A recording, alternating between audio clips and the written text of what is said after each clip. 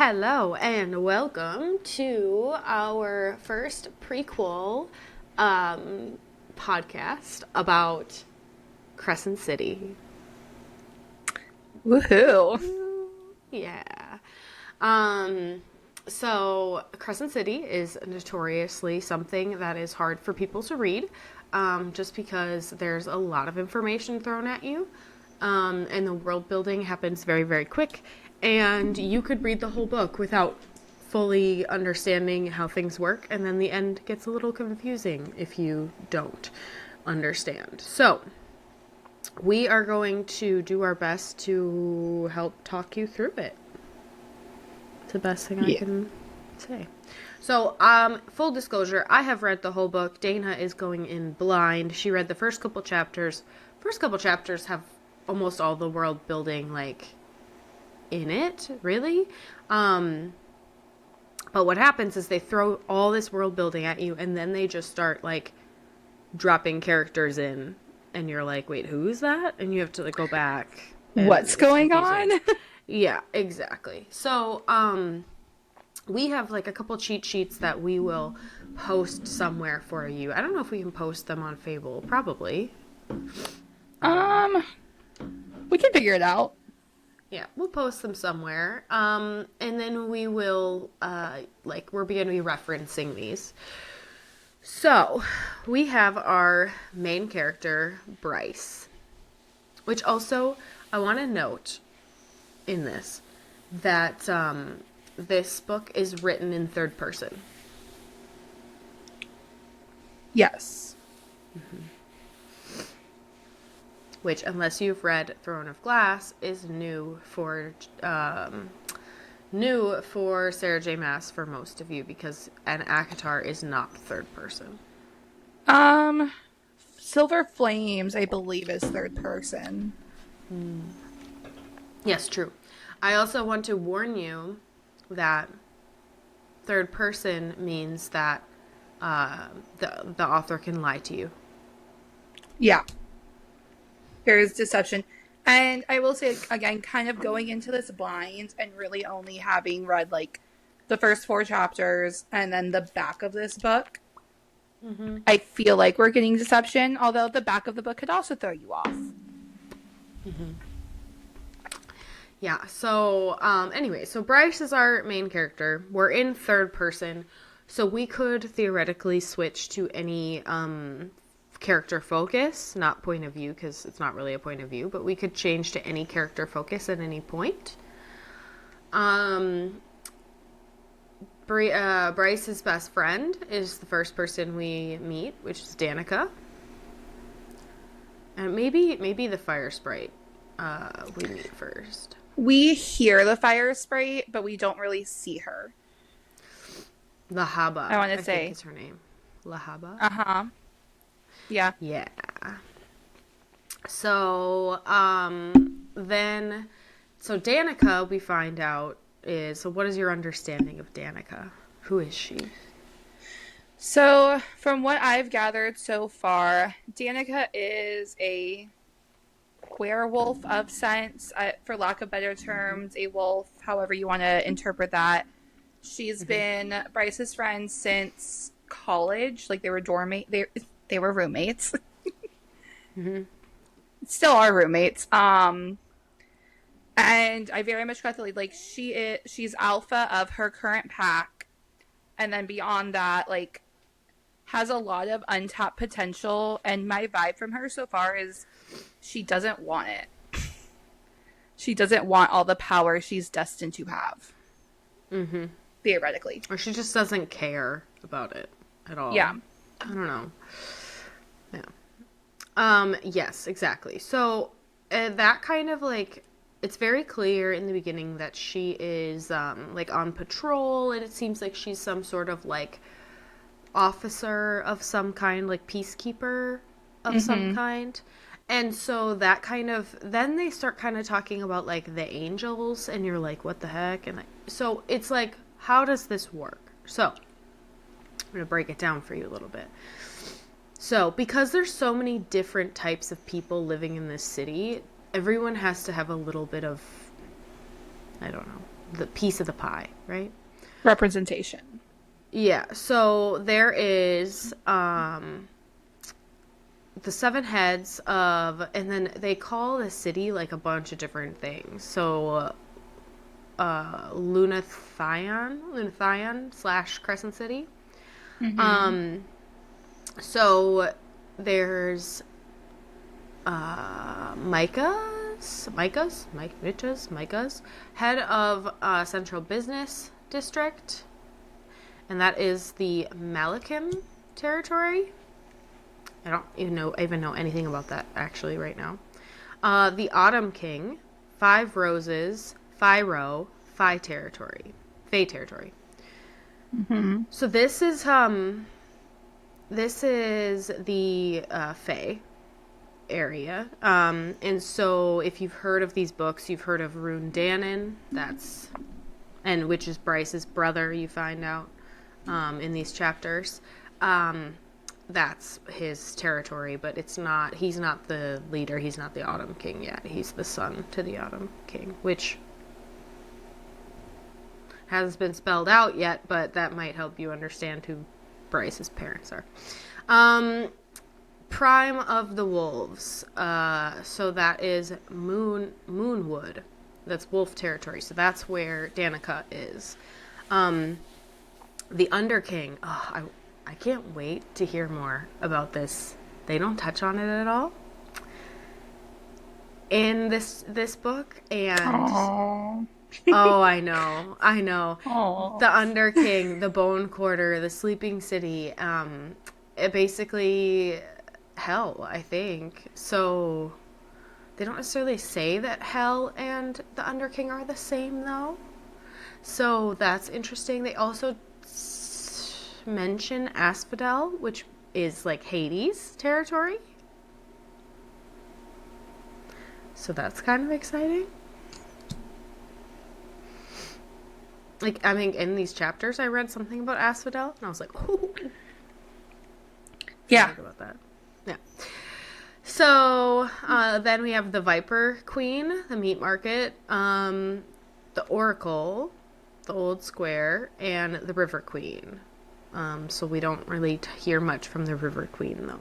So those are like they call them, what do they call them? It starts with the V, or yeah, a V. I can look.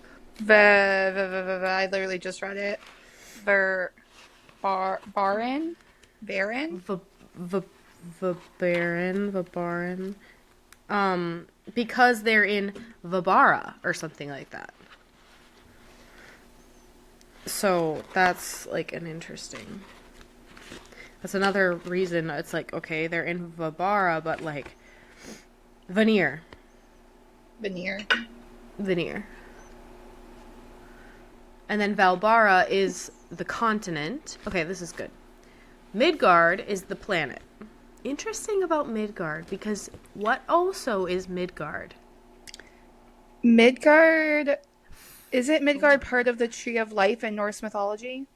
Thor, yeah. Mm-hmm. Thor. Midgard is like heaven, I think, in Thor, potentially. Or maybe Midgard is I want to say Earth Midgard's in Thor? Earth. It's like the trunk of the. I think it's Earth. Which is interesting. Which is interesting because they also talk about basically they're like higher ups and like gods, basically. Mm-hmm. Which is interesting. So like there's the Asteri. No. Yeah. The Asteri. The Asteri are the seven rulers of Midgard. They rule the planet from the eternal city in Pangira. Yeah, and circling back on Midgard is for in Norse mythology, which Thor lands under. It's the realm of humans, also known as Earth or Manaheim, which means home of man. Okay. Interesting. Okay, so the Vanir are all the supernatural beings, and we also learn that there are humans, but we don't really care about the humans. No, we don't. The one full human I've met so far is an asshole. Yes. I will say, kind of just looking over this cheat sheet of sorts, and like the few things I've read, it looks like she's borrowing from a lot of different mythos Hmm. for world building. And like just at a glance, I think when you first sent this for me, the one thing that stood out to me the most um was the seven princes of hell, because I Yeah. immediately thought of the seven circles of hell, if Dante's Dante. Inferno. Mm-hmm. Yep. Am I'm excited about like Dante's. I've read Dante's Inferno, so I'm excited about that. I read that in school, so I'm like, oh yeah, something I can use. So that's like, yeah, that's exciting too. But I'm not sure. It'll become clear. I just don't remember. I think it's in here, but I don't remember if Hell and like the Underking, or what do they call it? The Dead Gate. That stuff is the same. Mm-hmm. So within that, everyone also belongs to four different houses. So there's so much structure here. It's crazy. So there's House of Earth and Blood, which we are on that book, by the way. House of Sky and Breath, which is the next book. House of Many Waters and House of Flame and Shadow. So it also gives in here like what types of beings belong to these. So Earth and Blood is shifters, humans, witches, ordinary animals, and many other whom I don't know what that was. Synthona calls well as well as some chosen by Luna. Luna must be a goddess. I got the vibe that Synthona is also some kind of higher up goddess and or higher being, because it was one of those like think Synthona moments, Mm-hmm. like trees be damned from Yeah. So One yeah, Dark Window. there's gods too. I also get the feeling that this world is very old, and Mm-hmm. that their history has been erased and forgotten many times. I get this feeling. Yeah. They also have a high House of Sky and Breath, which is the Malachim, which I fucking love the angels. I'm telling you. So the fact that she included angels makes me so happy, because who is Amryn? I know we both have theorized, well, you have theorized to me, and I just go along with it, that she is an angel. Yeah. Well, I think it's been confirmed that she's an angel, actually. I trust that. Um, there's also a thing in here that I like in these chapters where it says the archangel Micah himself has offered a hefty reward for any information regarding its return, and promised that the sacrilegious bastard who had stolen it would be brought to justice, also known as public crucifixion. And I'm like, that's so biblical, right? Yes. And Sarah J. Maas literally says that Amryn is a biblical angel.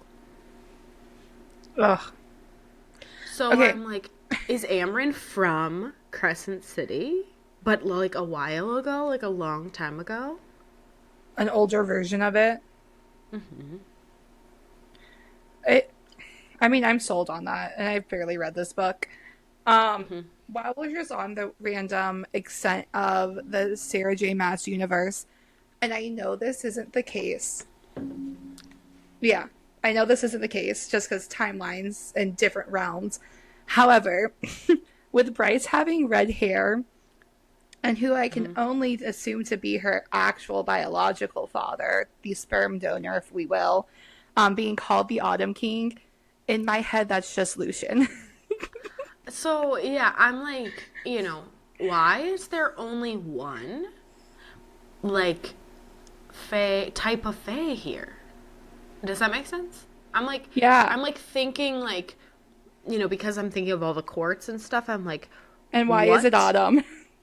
Yes, and what like Fae of like autumn from a like from Akatar had to run away and start over here is like what I'm thinking in my head. Ugh, it's But Eris, I isn't don't think it? that's yeah, I don't think that that's true. But it's like all it's because I'm so paranoid when I read SJM. I'm so paranoid. Also, I want to compare. So, do you know when there's a part in Amryn, like where Amryn talks about, um, we smote the city from where it stood? I'll pull it up and read Mm-hmm. it maybe when we get to that or whatever. Okay, I just want to say that it is possible that Amryn is from, and we'll go back to this later, is from this book. Ooh. We'll go back to it. Maybe it's not possible though, because at some point, I think in the next book, I'm pretty sure the characters of Akatar overlap with this book.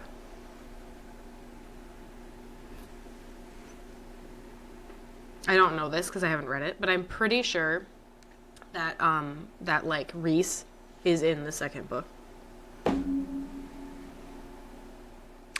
I mean, pop off. And now I just want to read the second book for the fact that I can see Rand again in a new light. Uh huh.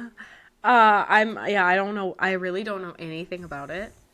Which would make sense. All the random fan art I've been seeing, like on my Facebook feed of all places. Like I'll scroll through Facebook and randomly see certain fan arts and whatnot, which have Rand, Feyre, and I want to say Hunter or Hunt, whatever his name is. Hunt Athalar. We'll get into So, like, if Hunt. there is a crossover and Hunt's in both books, this all makes sense now. Yes. So Hunt Athalar is a angel. He is also called the Mortis? Something Mortis. Hold on. Umbra Mortis. Assassin. What does Umbra Mortis mean? It's Angel of Death, I think. Mm-hmm. Mortis is death. I know for facts. I used to take Latin a long time ago. Shadow of Death. So, Hunt Athalar is called the Umbra Mortis. I'm sorry. I'm sorry. I really was just about to say, so we have another shadow daddy. We do, indeed. And okay, so the angels. The angels are like, what is it called? The National Guard? So, you know how the National Guard is controlled by, like, the governor? Mm-hmm. That is the angels. So Okay. they're not like, but they and then like Danica and like those people are used almost like police. Okay. So and then Rune is part of that for the Fae, and they call them the auxiliary. But they kind of patrol their own like areas, I think. And then if the 33rd Legion, which is the angels, have to get involved, it has to do with the governor.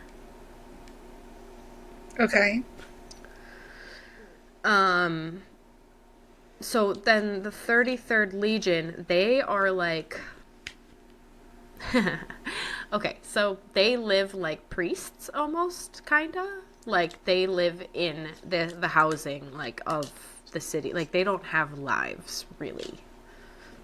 It's not like they're priests like they don't have sex, but like they live with each other in like barracks basically. Which I guess makes sense if they're like military of sorts. Yeah.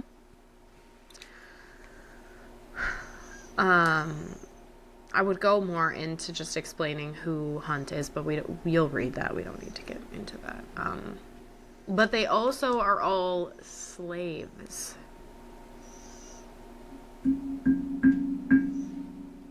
The Legion is? Okay. Yeah. Which is interesting because you would not think of angels as being slaves. No. It's, I think, borrowed from Roman history. They have like a tattoo that's like SQ something. Like it's like, I believe it's borrowed from Roman times. Okay. Um. Okay. What else we got? So, okay. I wish we would get into hell. I don't think we do. I wish we did though. I too wish we would get into that. But that just I might know. be our inner love for Hades and Persephone seeking out. I mean, I mean, I will say that y'all are gonna love Rune Danon. If you haven't heard the audio already, you're in for a treat. I don't think I've Yeah. heard the audio. Oh my gosh. Hold on. Hold on. Hold on. Hold I'm now on. confused. Also, just self reflection at this point are the reason why everyone's obsessed with Shadow Daddies, myself included, just because we all love Hades. Is, Probably. is that where the trope all comes from? Probably.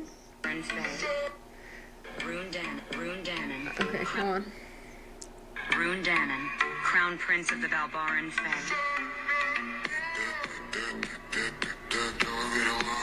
Rune And Danon, look. Okay. Crown Prince of the Balbaran Fae. Okay. Rune Danon. I mean. Okay. Okay. Fair enough. Fair enough. Fair enough. I mean. Okay, so. Okay. I don't really know. So then we get into. So Danica has the sword. Mm-hmm. That. So Danica's whole thing is she's like super, super, like. Powerful. Or supposed to be super powerful. Yeah, like so much that like it supersedes her mother, and her mother's a bitch about it. They say that. She says that when she completes the drop, and we'll talk about that after I finish this, she will be potentially the most powerful wolf on the entire planet. Mm-hmm. Like an alpha to all the packs kind of power. Yeah. And this sword that she has was, correct me if I'm wrong, her grandfather's. A sword Yes. which her grandfather had originally told her mother, Sahara? No. Sabine. Sabine. Originally told Sabine, like, hey, you will get this sword when I'm dead. Like, you're not getting it before it. Like, when I die, over my dead body, literally, over my dead body will I give you the sword. And then in walks Danica after, I guess, reaching whatever age you need to reach to enter kind of that adulthood moment where you're starting to gain those powers, even though you don't fully get them until the drop. Was like, LOL JK, I'm going to your daughter because it spoke to her. Like, it's speaking that it needs to go to her, and therefore it is hers. And her mom's been like a pussy ass bitch about it ever since, for lack of better words. And her mother basically hates her, and so that is why Danica is so good of friends with Bryce and Bryce's mother, and they've adopted her as their own. But she still has to live in this world of her mother. Yeah. So, Especially there's that. since her mom is the prime and one of those 7 head figures. So we get into like kind of how the pack system works, and it's very normal to like wolves, basically dogs. You know, she's the alpha. She's got a bunch of other ones under her, and they all, I don't know, bow to her will, basically. I will say what I did find somewhat interesting was the fact that Connor And that's what one of the things I picked up was Connor should have been the alpha of this pack. Mm-hmm. Yet Danica ended up with that title, maybe because of her underlying power, maybe for other reasons. I didn't fully catch that part. Mm-hmm. But he should have been alpha. And I really do love the term alpha hole, and I will be adding it to my daily vocabulary. Yep, she uses that a lot. So the drop. This is a new concept in fantasy I've never read anything with anything like it, I don't think. Mm-hmm. So the drop. It is something that you do. It's almost like a procedure to prolong your life. Depending on what type of creature you are, you might have thousands of years, you might have hundreds of years. Depends. Humans cannot do it because they do not have magic. You have to have magic. Go. Okay, it's an actual procedure because I promise you, as I was reading about this, I really thought they were like jumping off a cliff and into magical waters. That is how it materialized in my head. It's a procedure, I think. Okay. So, you basically almost die, and then you use somebody else as like an anchor, like somebody else's magic as like an anchor, and then you come back from almost death.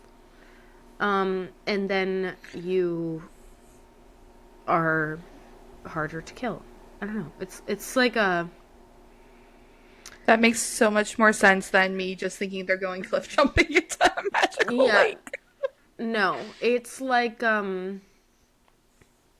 it's a procedure of some kind that they do, and you then will not die as easily. And they call it immortality, but it's not really immortality. She even says that if Danica would have completed the drop, she wouldn't be likely to die from like a bombing. Yes.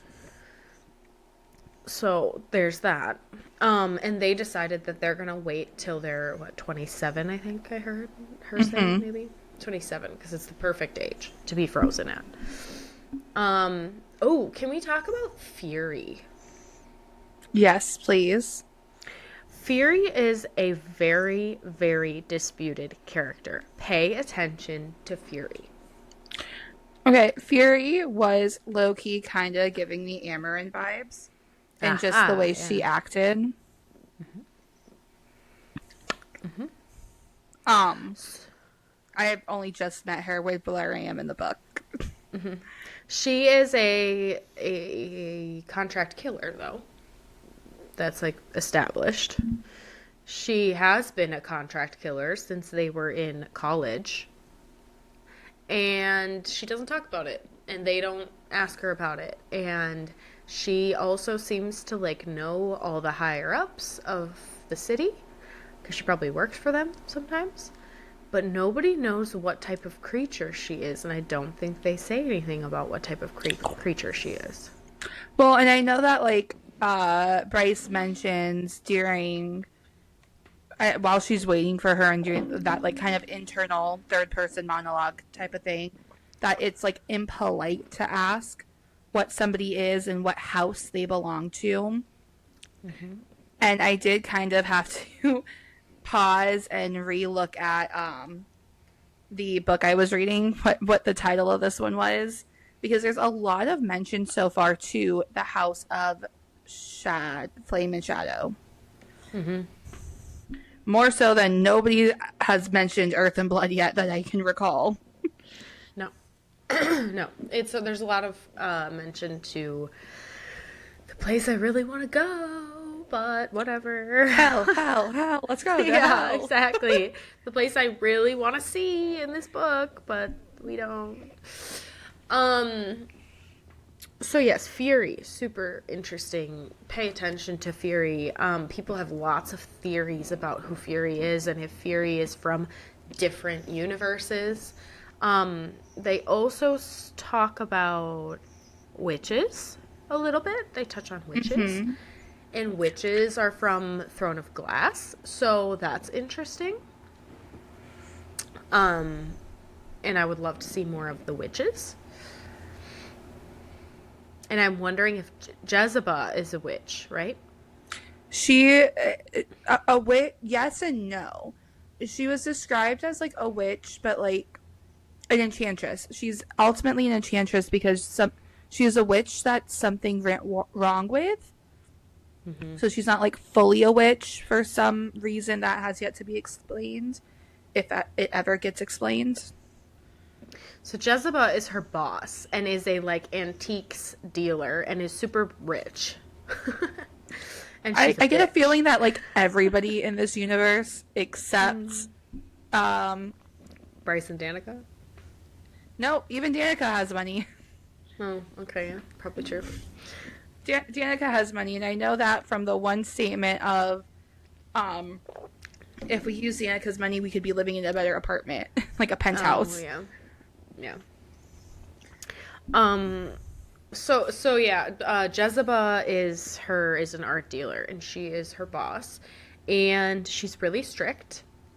Oh, there's not very many like quotes and stuff that I want to read out, but like this is interesting to me. So the enchantment thing, there's a couple things. So the enchantment thing, so Bryce wrapped her hand around the front door handle. The enchantments on it hummed against her palm, slithering like smoke over her freckled skin. She gritted her teeth, withstood it, still unused to the sensation even after a year of working at the gallery.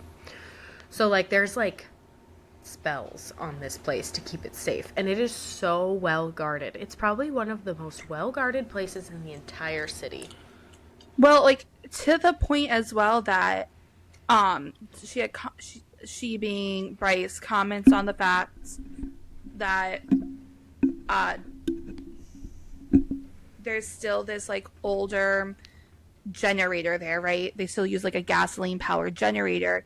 And I never understood why it would be here. Like, it doesn't make sense. It feels out of place. However, that out of place, almost antique-ish object is what kept the archives and all safe during this power outage. And so yeah, and so they and the power outage we'll talk about in a second too. So but they talk about Jezebel, a 400-year-old enchantress who had been born a witch and defected. Jezebel had joined the House of Flame and Shadow and now answered only to the Underking himself. Flame and Shadow suited her well. She possessed an arsenal of spells to rival any sorcerer or necromancer in the darkest of houses. She'd been known to change people into animals when irritated enough. Bryce had never dared ask if the small animals in the dozen tanks and terrariums had always been animals. Jezebel is cool. She's a cool character. I mean, I too would answer to only the Underking himself, but that's beside the point. Yep. Okay, I just giving initial thoughts again, going into the spine more or less. I have a feeling, and it could just be because I feel like this it's just a literary trope for some romance, not romance, but fantasy books, that Bryce is sitting here going like, I don't have any powers, like I'm a half breed. Like, I think there's a lot of internalized, right? I can't think of the word, internalized hatred or whatever, just from what other people say. I feel like she's going to end up having more power than she thinks, and being more important than she thinks she will be after the drop, if the drop even happens in this book. Let me just say that Bryce knows what she is. She's lying to you. I mean, not surprised.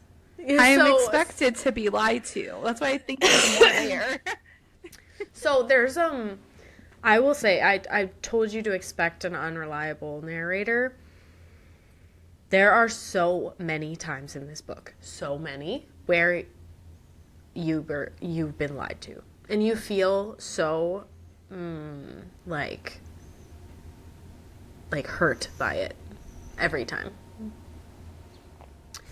But she is she is half human, half fae. That is a thing. That's not a lie. Everything else is a lie. Got it. So what she has going on also has to do with Rune. So that's all. Okay. I'll just wait till we get there. Yeah, it's good though, and it's good. So the what was I saying? Okay, I want to touch on the angels really quick. So again, so we have the archangel Micas Domitus. Okay. Okay. And he's the governor of Valbara, which is the continent. Okay. Sandriel, the archangel and governor of the northwestern quadrant. So all of the like the uppers are archangels basically. Mm-hmm. It seems like. Then they answer to the Estiri, which are 7 rulers. They don't say if they're gods or what they are. They're very mysterious. So that's kind of cool. Anyway, so that's like that, and then so that's a separate, again, government structure than all of the different like sections or whatever of like the Autumn King, the Wolves, the Under King, blah blah blah blah blah, and they have their own little like laws and rules and stuff. Mm-hmm. So I think that's the like most important like distinction, and then also just remembering like, you know, she's throwing out a lot of words. She's throwing out Midgard, Velbara when she's like talking about places. So having this cheat sheet in front of you is actually really nice. Asphodel Meadows, that's what. It's one of the 7 major districts in Crescent City and home to the humans. Oh, interesting. Oh, interesting. Are all the humans dead? Just kidding. Don't send us some rabbit holes yet. Okay, the Lunea horn or Luna's horn. Luna horn. Mm-hmm. We know it's missing. Yeah, and it's also like super powerful. Yes. Or it used or to it be super was. powerful. Mm-hmm. And Jezebel wants it. Jezebel wants it, and what's his face, Archangel of this area, is very much like, I will offer a hefty fine or hefty reward to anyone who tells me anything about where it can be. Mm-hmm. Yes. So that is an important thing the whole time as well.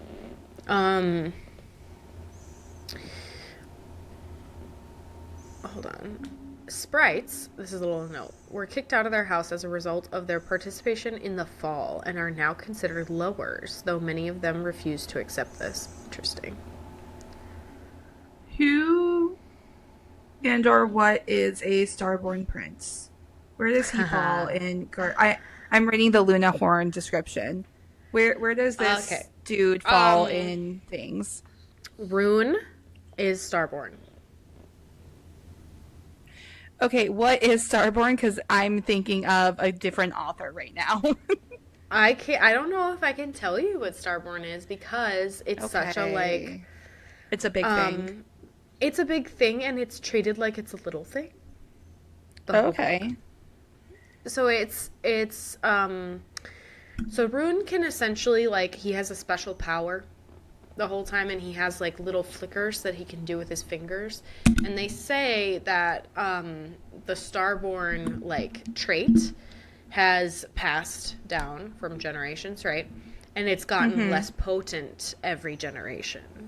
Mm-hmm. So like he can only do like little flickers like with his hands and stuff, and like he doesn't have much of the starborn power, and so it's like a party trick essentially, but he gets to call himself starborn, and he gets a special sword, I think, maybe,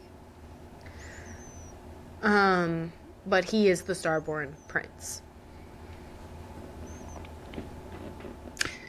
Okay.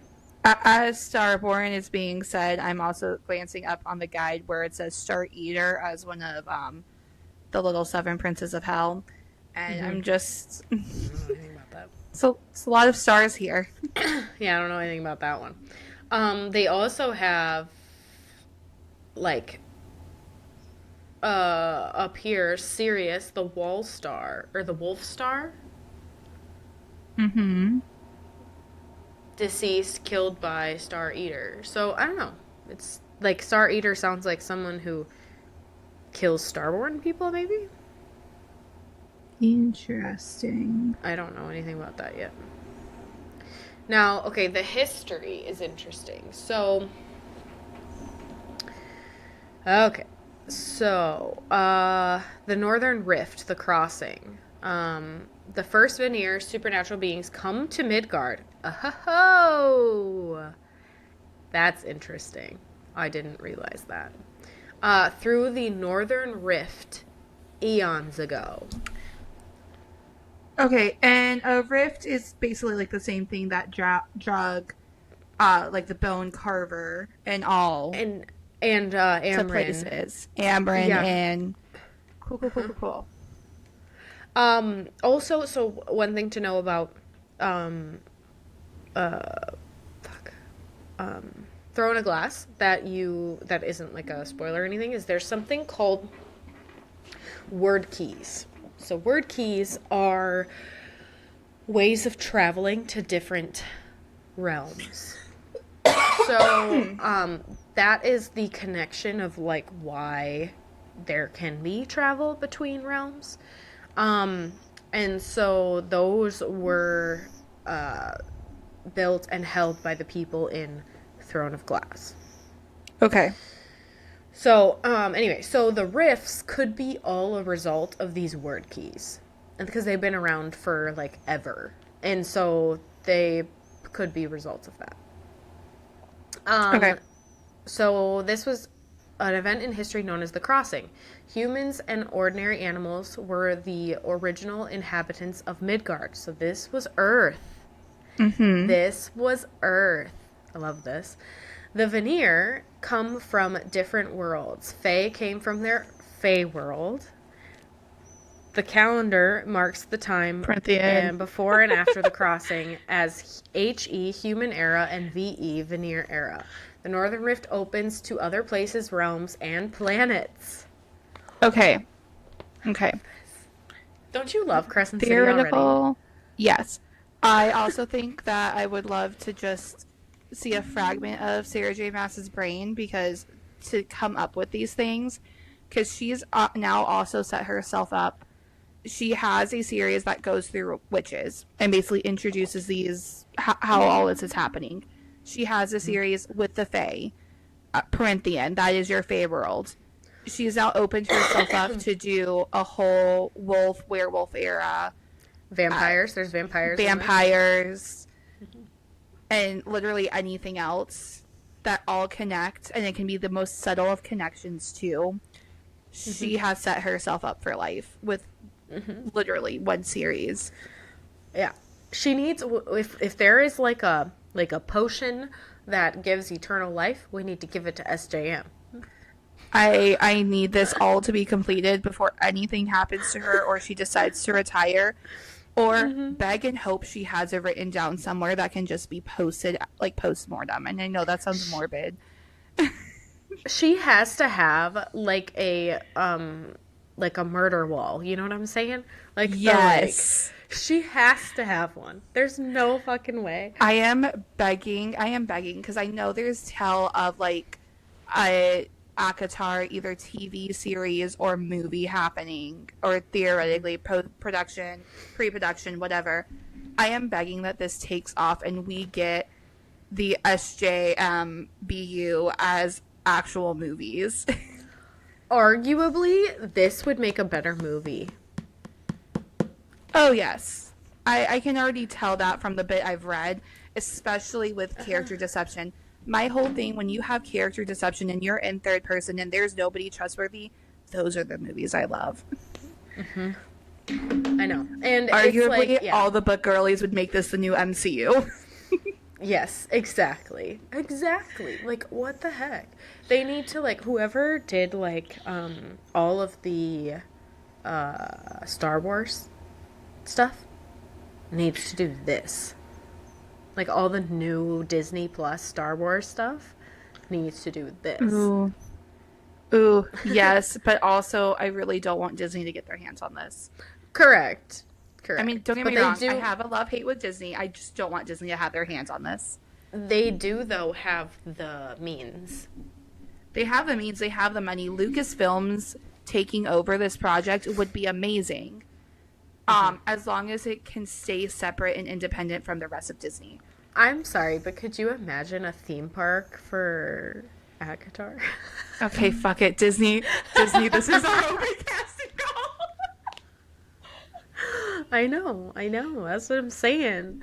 I'm just saying, like, I don't like There's a Disney fifth either, part. but You know what? Disney World that now has Crescent City Land. Sign me up. I'm too. Orlando's in my backyard. Let's go. yeah, like, I'm not a super Disney fan either because I think they're very corrupt, but, like, you trying to fuck me right now? Listen. But anyway, so just that like little tidbit made this book so much. I'm so glad that we're doing this pre thing because I've read the whole book and I didn't even catch on to that. So Huh. amazing. Because there's just so much information and she just drops it so like Casually and as if it means nothing. yes. And I think I was telling Dana, I think that this book is hard to read because if you're reading it for pure enjoyment, you skip over all those like little tidbits and you're like, okay, this is kind of like maybe a little boring. Mm-hmm. But if you read it for understanding, it's like, oh my God. And then this connects, and then this connects, and then this connects. Yes, and I do think that like, and I was as I had said to Bonnie earlier, I feel like I'm in a happy medium where like I was kind of partially reading these first four for enjoyment and just kind of getting into the vibes, but having read at least ACOTAR and knowing how SJM is, there was a small part of my brain like, we're gonna file that away. Oop, we're gonna file that away. And I will say like there are books that have come out recently that like typically when I originally went through Fourth Wing, it was read for enjoyment. After having done our podcast on it, when I went into Onyx Storm, I'm like, I am reading this for enjoyment, but also, let's talk about what's going on here, please. I do think that, I mean, I'm obviously not going to tell you that you have to, but I do think you should potentially start listening to Throne of Glass.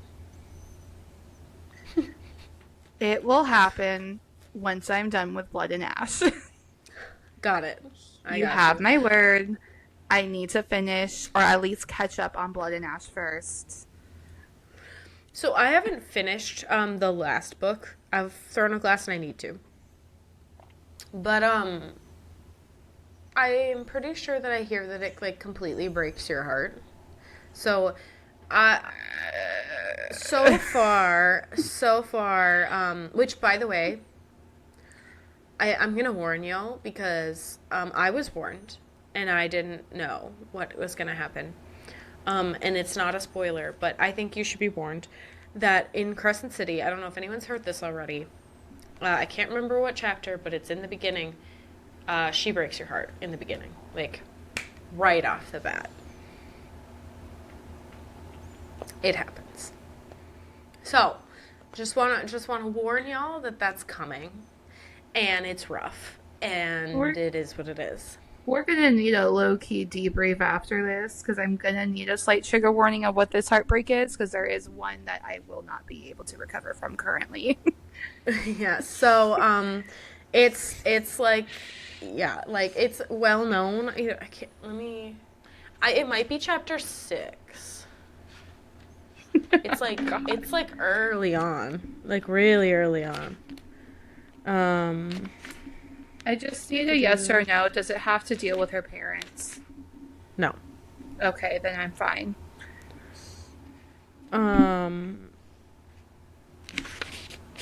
Hold on.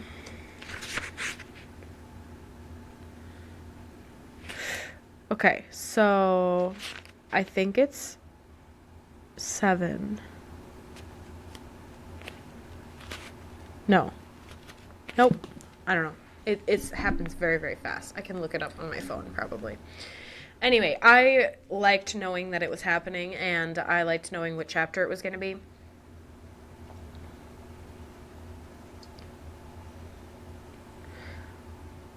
Uh, I like a good warning before heartbreak. it says before chapter 7. But,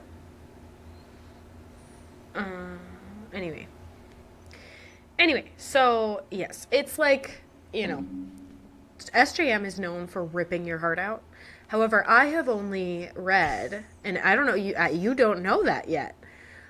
I have only read really ACOTAR, and she hasn't done it in ACOTAR, and that's what's scaring everybody, is she hasn't done it yet. And she is known for offing characters. Like, so that's why everyone was thinking Cassian was going to die, because, like, it's possible. And quite literally, what's her name? Elaine prophesied it. So Yes, she did. People think Cassian's gonna die. And so, I mean, let's be fair. Get prepared. She did unalive 2 of my favorite characters in that series. Not that it meant anything to most people, but it meant something to me. Who died? The twins? No. We had to say goodbye to the cereal and the bone And carver. the dad? And those were no, the bone carver. I really didn't give 2 fucks about their dad, I'm gonna be honest. I think if I read it currently, I would. Yeah. But at that point in my life, not at all. I am probably going to have to post, like, I think, by the way, and I'm going to post this probably in the beginning of the episode, I am not going to expect us to be careful around spoilers for ACOTAR. Yeah, no. Sorry, guys. Not happening. Because I just, it's too interesting, and I cannot just hold it in. I also will try my best around Throne of Glass, because I know Dana hasn't read it, but I'm going to try my best around that, but I'm going to try to connect the two either way. And I will say, I don't think there'll be spoilers, though. As far as ACOTAR spoilers go, if we're spoiling anything, it's only for the first 3 books in the series. I don't believe either of us have finished the last book. Correct. Throne of Glass, if it gets spoiled, it gets spoiled. Yeah. If you pick something out, just say it. I don't think that there's much of, like, a spoil, like, worthy. There's not really, like... There's not, like, a lot of twists and turns that would make sense to spoil. Okay. So, okay, the First Wars and the Starborn Prince. So, Prince Peleus was the Fae High General to Queen Thea, whom entered Midgard during the crossing with her daughter. Oh, that's interesting. Lady Helena, who eventually becomes Pelia's bride. That is a spoiler that I would do of Clean Glass. As I just said that, there is a spoiler that I could get going right now. Anyway, Queen Thea and her daughter and her several fae had starborn powers. Queen Thea was killed by her son-in-law Peleus on the battlefield. During the First Wars... Go ahead. Is that a Throne of Glass spoiler? Okay, well, no, but it could be. So, in Throne of Glass, they have word keys. That's how they travel from realm to realm. These word keys were used by this other race to travel to their world. And these princes traveled to their world to essentially, like, consume their world. So interesting, because that sounds like the princes, now that I'm thinking about it, the 7 princes of hell. Mm-hmm. Interesting. Second, there is a princess that comes through. and claims and disguises herself as a queen. Ooh. So I find that very interesting. Prince Peleus was the Fae High General to Queen Thea, whom entered Midgard through the crossing with her daughter. Also, this queen in Throne of Glass was running away from these princes because Ooh. yeah. So this is super interesting. It could be the same. It could be different. I don't know. So they like did more than one like princess run away? Who knows? Who knows? Okay, during the First Wars, the seventh prince of Hell slayed Sirius, the seventh holy star, and one of the Asteri. Oh, interesting. What he'd done to Sirius after slaying her earned him the title Star Eater, as he was the only being to ever kill one of the Asteri, which is basically, I would say, like, I don't know that they're gods, but they're, like, above the angels, so that kind of screams God to me. They're in charge of the angels. When the Fae made the crossing, also, it doesn't say anything about the angels making a crossing. No. So the angels were already there? So were they biblical angels? Were they already there, or was that part erased from history, and therefore we do not know? Right. So, I'm going to venture to guess that they are biblical angels and that they were watching over Earth and then they descended at some point. That's what I'm going to venture to guess. And that the Asteri were essentially what humans would refer to as God.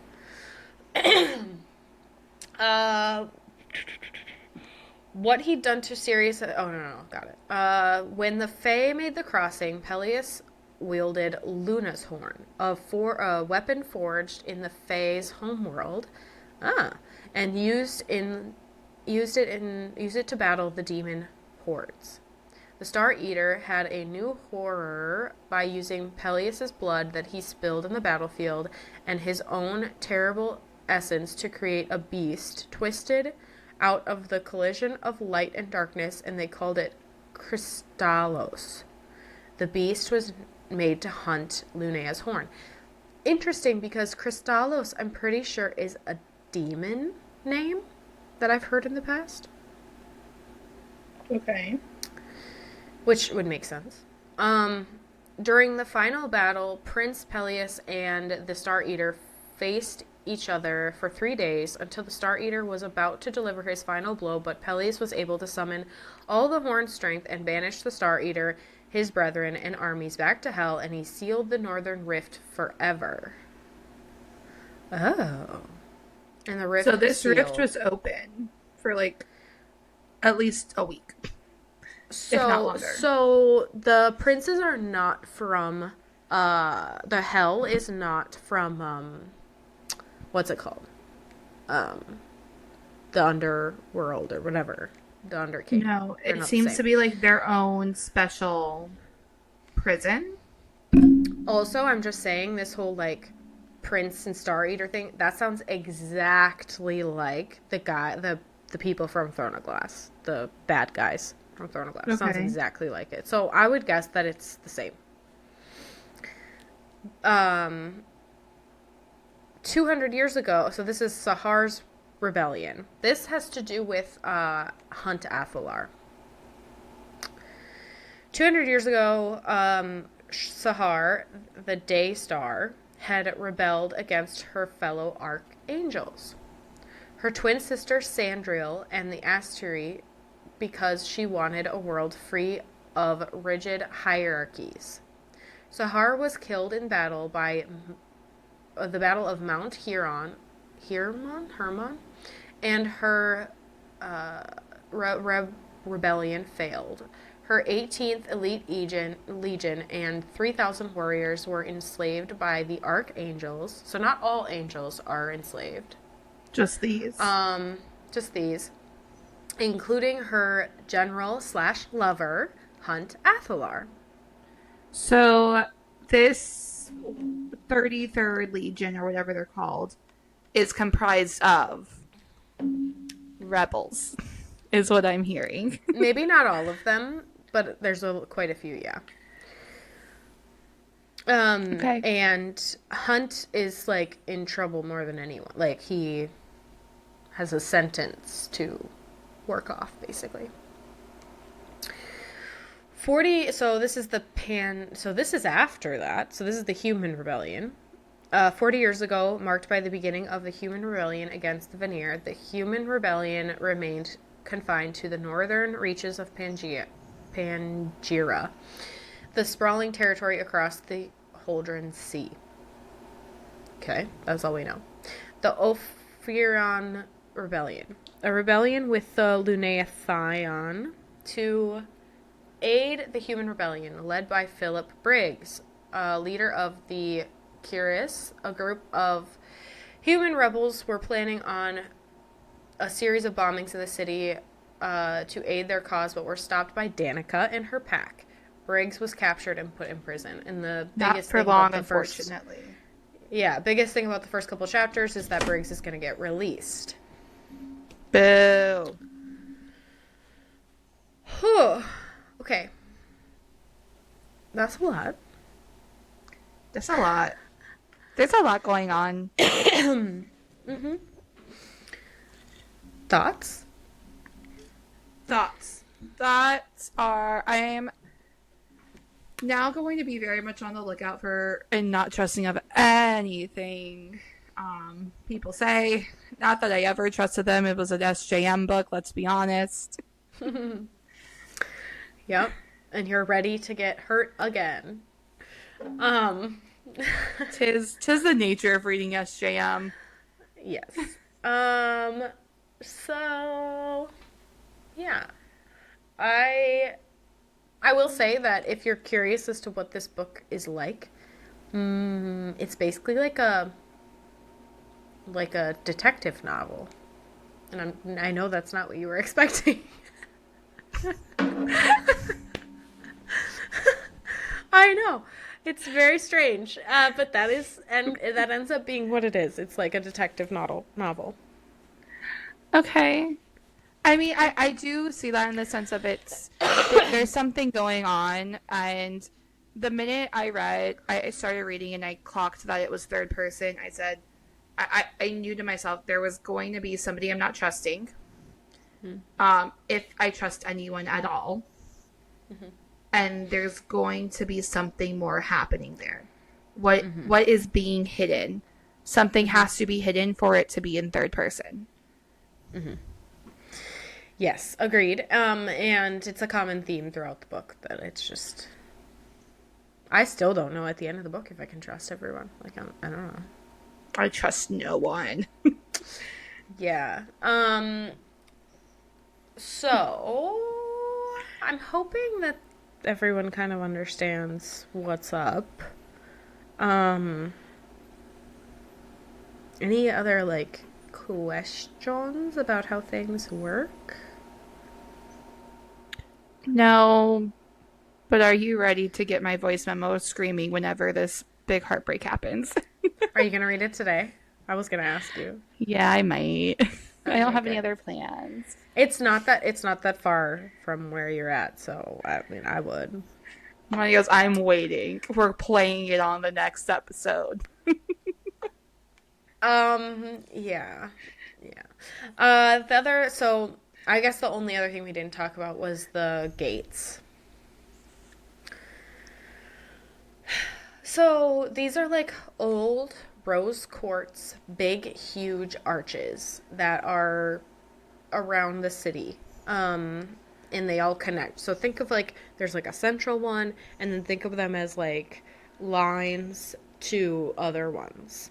Are they all made of rose quartz? Yes. It's a very interesting material for them to be made out of. Right? So, they are semi-important that you know that they're there and what they do. So, they used to be a means of communication.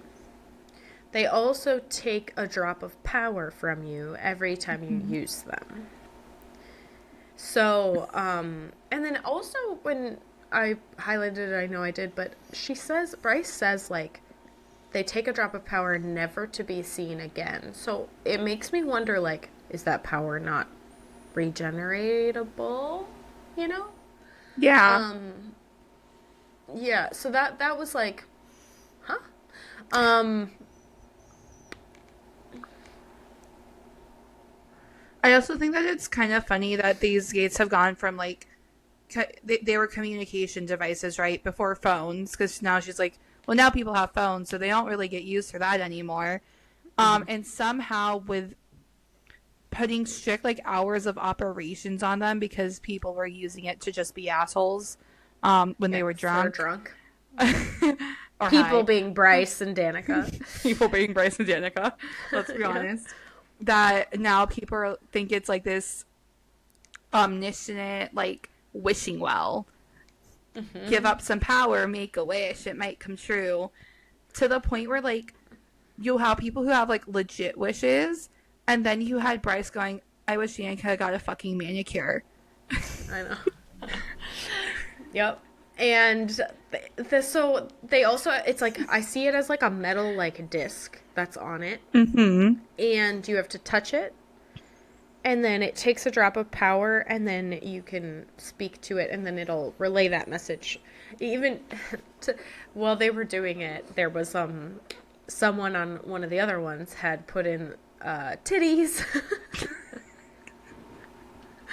I thought that was so funny. I was like, this is life. Well, I'm also curious on. So these gates are just across the city, right? Yeah. Okay, so it would be assumed that it's not just this one specific gate that they're at that they believe is a magic wishing well. It would be like all of them. So did someone literally just wish for titties? I don't know. But that's what, so that's so they're like kind of like a joke at this point, and like an attraction. So Hmm. but they used to be important. And they don't even really know. They just say they think they were used for communication.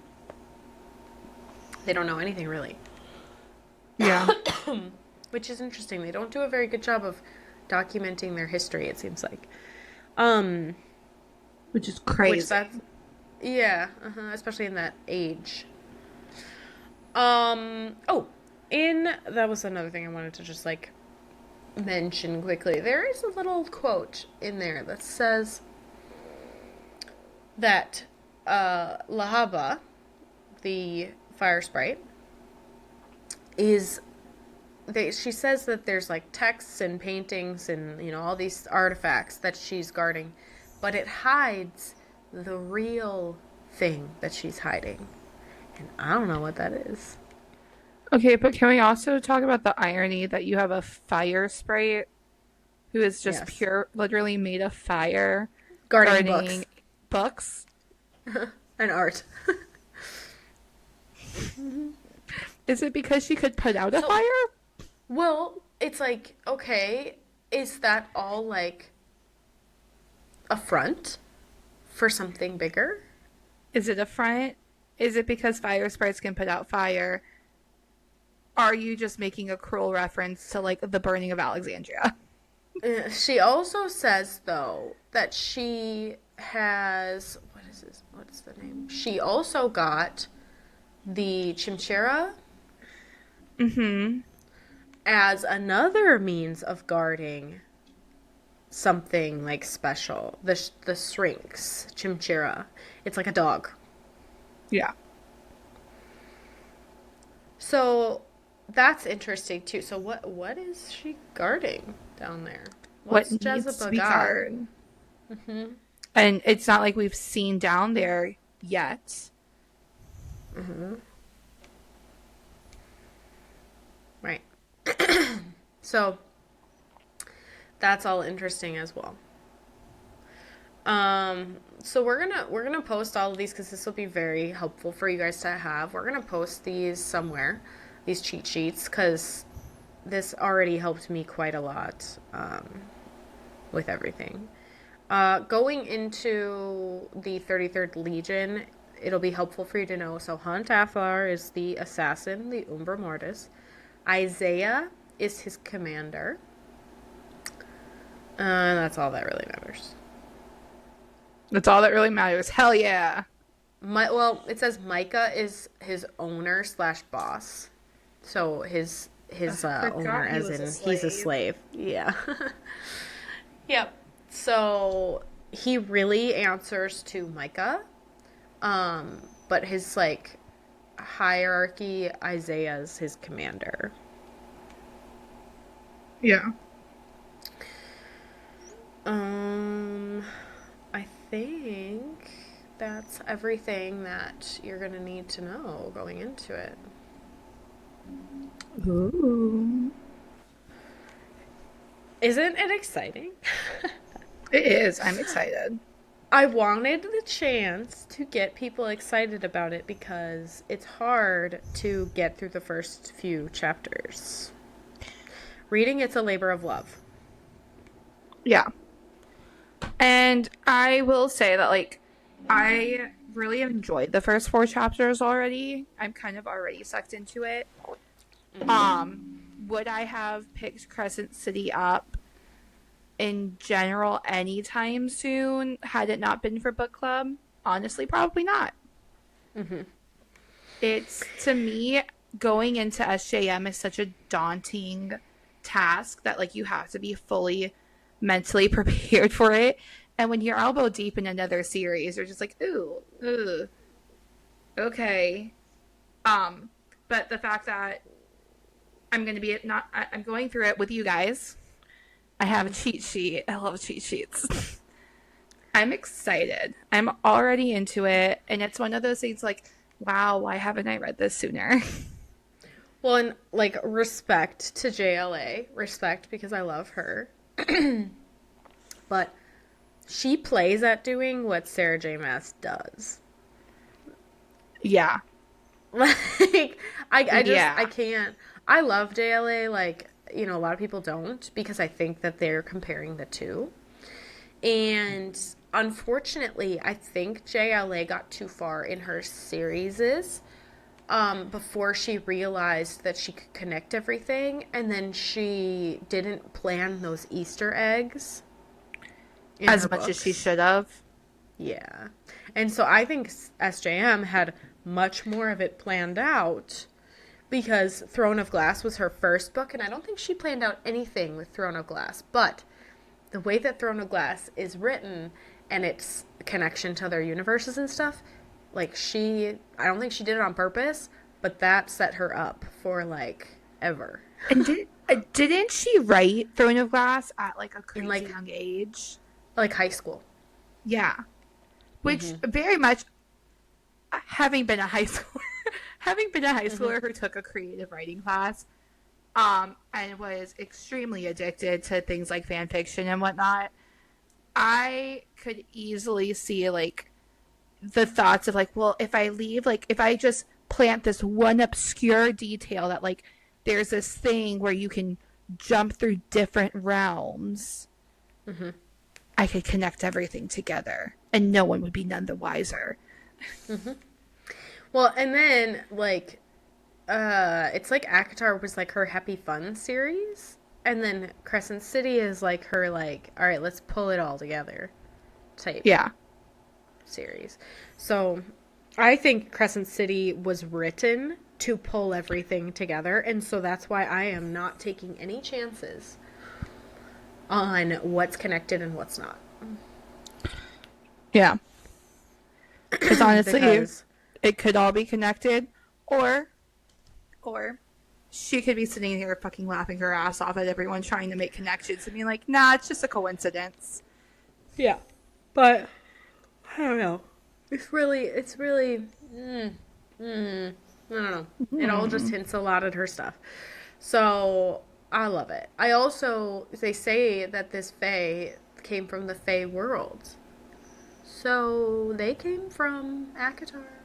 But like previous ACOTAR. It makes me want to go Corinthian read anything somewhere. about the... Yeah, it makes me want to go read anything about the Autumn Court to understand who may have disappeared at any point. Oh my god, she still has another book coming out, and we haven't dove into the Autumn Court yet. Uh-uh. Uh-uh. As much as there's a betray happening, what if the betray isn't a death, but it's somebody running away? Well, and it's interesting because the Autumn Court is the court that I like the least. I mean, I get spring and everything, but like Autumn Court is like the least favorable characters. So it's interesting. Dude, straight up hated Eris for the longest time. Yeah. Now I somewhat tolerate him. Yes. And well, I think anyone who maybe would have ran away, it had to have been a long time ago. Because of how the second book, I believe, connects to current Akatar. Current times. But I don't know how time and space works there, you know? I don't know. So. Huh. That's also very interesting. Mm-hmm. And specifically, there's no way that she named the Fae the Autumn King. And it doesn't connect to the Autumn Court. Right, like there's no way. No, 0%. and like from what I've seen with the Autumn Court, they're very self-entitled. Mm-hmm. And so is the Autumn came King. over and he said, "If I'm going to be representation from Fae kind, I am the Autumn King." Right. They are autumn. Mm-hmm. Mm-hmm. So he asserted dominance.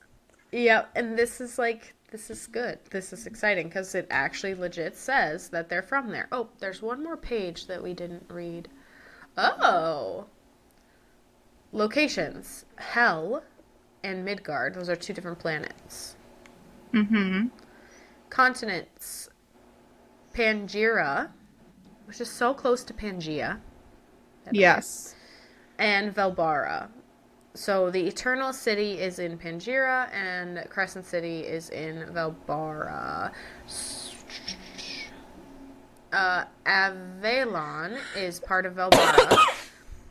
An island ruled by the Star King. Their powers allow them to summon shadows where... Okay, I'm not going to say that. Not going to say it, but I can read it. Yeah, I don't know anything about that, so that seems sketch. And then there's Crescent City. I'm really interested to find out how Crescent City got its nickname. Because I'm seeing it labeled in quotes, which makes me think it's a nickname and not... It had to come from something, right? It might be... It's not even built. It's round, from what I understand. That's what the beginning of the... That's what the map on the beginning of the book looks too. It looks round. I forgot about the map. It's a round, yeah. Forgot about the map. Yes, it's very round. This city was planned perfectly. Because even with the river cutting it, it's not cutting it into a crescent at all. I'm sorry. Is that what type of star is that? Is that a Jewish star? Where? The whole thing. No. No.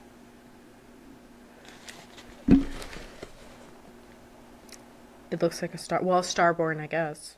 I don't know. Looks Starborn, like a star, but I wouldn't. I see star state. The star is shape of it, but it's not a Star of David.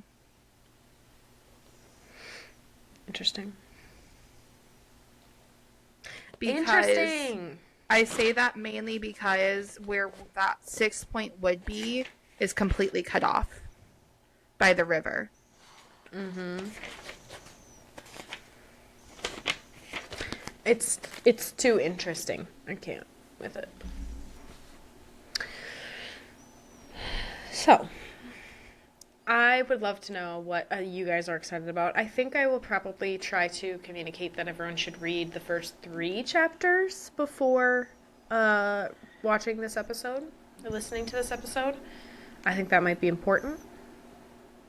Just to give some general context, and we do talk a bit about them. But we will go more in depth of the first few chapters in our next episode. Probably through the heartbreaking section, and that's it. Woo woo! So yeah, I'm excited because I think it's gonna be fun to reread because I didn't go into this eyes wide open like I am now, and it's fun. General reminder, if you guys haven't already, please join us on Fable. There's a link to it in my TikTok bio. There's, I think, a link somewhere on Facebook. We can post a new one. I'll post it in the YouTube section of this video. It'll be posted in the YouTube description of our video for those of you who are watching on YouTube. Mm-hmm. And we will be updating it to our Crescent City read along very soon. I also think that this is like this podcast of this book is going to show you why you have to listen to the podcast or why you should listen to the podcast. I think that covering this book is going to be quite like you're going to want to listen with us because it's our goal is to be pointing out the things that you guys might overlook in a casual read and to give you that full understanding, because from what I've heard tell, the ending can be a bit confusing. Oh, interesting. I was not confused by the end, but the end made me cry in a good way. We love a good cry. Mm-hmm. Like it was a good cry. It was very emotional, the end, so that's interesting. But so, super, super excited. And I don't know, I love the like masterpiece that this book is. So Yeah.